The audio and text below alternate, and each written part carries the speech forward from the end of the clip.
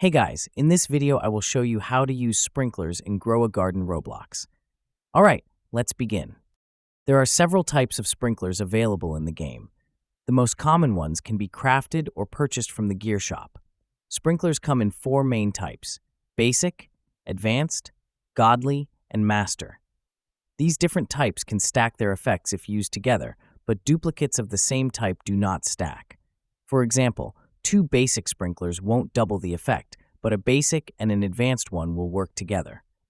When you place multiple types of sprinklers around a plant and keep them all within the radius of that plant, it will receive the combined bonus from each unique sprinkler. This makes it easier to grow plants faster and more efficiently. Some event-exclusive sprinklers also exist, like the Sweet Store sprinkler, which specifically boosts the growth of certain fruits like melons. These function similarly, but apply only to the plants they are designed for. As long as the plant is within their radius, the effects will apply automatically. One useful feature is that sprinklers pause when you go offline. For example, if your master sprinkler has 8 minutes and 40 seconds remaining and you log out, it will still show the same time when you return. So, that's basically how you can use sprinklers in Grow a Garden Roblox.